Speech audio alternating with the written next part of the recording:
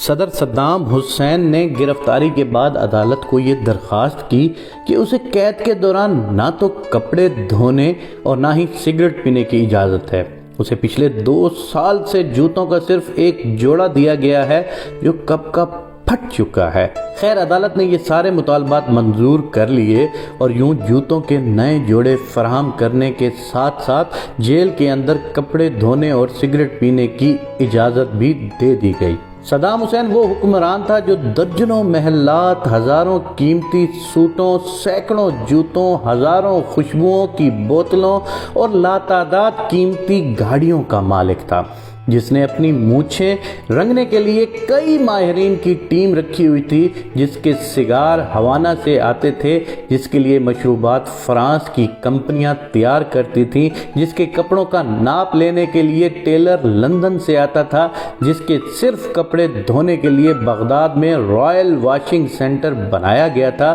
جس کے دھوبی کو اعزازی کرنل کا رینک دیا گیا تھا، جس کے کسی بھی سوٹ کی باری 3 سال کے بعد آتی تھی۔ میرا دل چاہتا ہے کہ صدام حسین مرحوم کی یہ تصویر، جس میں وہ خود اپنے ہاتھوں سے کپڑے دھو رہا ہے، دنیا کے تمام حکمرانوں کے بیڈ روم میں لگوا دوں اور ان سے عرض کروں کہ انسان آخر انسان ہے، وہ خدا کبھی نہیں بن سکتا۔ دنیا کے ہر صاحب اقتدار کا اقتدار ایک دن ختم ہو جانا ہے اور دنیا کے ہر حکمران کو ایک نہ ایک دن اپنے اقتدار کے محل سے باہر ضرور آنا ہے، کبھی اپنے قدموں پر تو کبھی دوسروں کے کندھوں پر۔ صدام حسین کے بارے میں پوری دنیا جانتی ہے وہ کس طرح شاہانہ طرز زندگی گزارتا تھا، لیکن اس کی آخرت کے بارے میں جاننے کے بعد بہت سارے صاحب حکمرانوں کو توبہ کر لینی چاہیے تھی، لیکن یہ دنیا ہے، یہاں پر کوئی بھی اس وقت تک توبہ نہیں کرتا جب تک اس کے ساتھ خود کے ساتھ نہ بیت جاتی ہو۔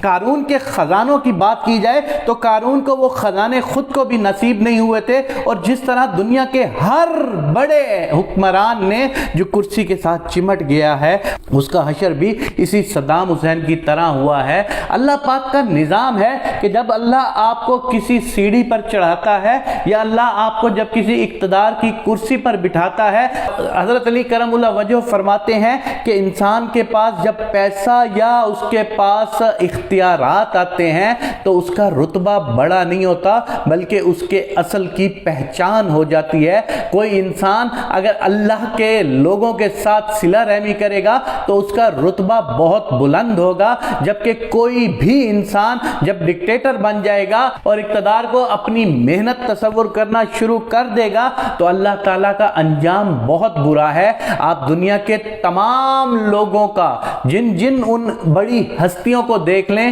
کہ جنہوں نے ظلم کی انتہا کی ہے، جنہوں نے اللہ کی وحدانیت کو چیلنج کیا ہے، چاہے وہ نمرود ہو، چاہے وہ شداد ہو، چاہے وہ ابلیس ہو، چاہے وہ صدام ہو، چاہے وہ اسامہ ہو، چاہے وہ دنیا کا کوئی بھی شخص ہو جس نے جا کر اللہ کے آگے ٹکرانے کی کوشش کی ہے، وہ پاش پاش ہو گیا ہے۔ اللہ سے ٹکرانے کی یہاں پر میری مراد اس کے لوگوں کے ساتھ ٹکرانا ہے، اس کے لوگوں کے حقوق سلب کرنا ہے، اس کے لوگوں کو ستانا ہے، کیونکہ کسی ایک شخص کی جب بد دعا لگتی ہے تو وہ سیدھا عرش تک کو ہلا دیتی ہے۔ تو اللہ تعالیٰ جب کسی کو اقتدار دیتا ہے تو سمجھ لو اس کے دن بہت تھوڑے رہ گئے ہیں۔ آج پاکستان میں بھی اقتدار کی جنگ ہے، آج پاکستان میں بھی وہی حشر ہو رہا ہے کہ ہر شخص اقتدار کے لیے دوسرے کو نیچا دکھانے کی کوشش کر رہا ہے۔ میں اپنے اللہ سے یہ دعا کرتا ہوں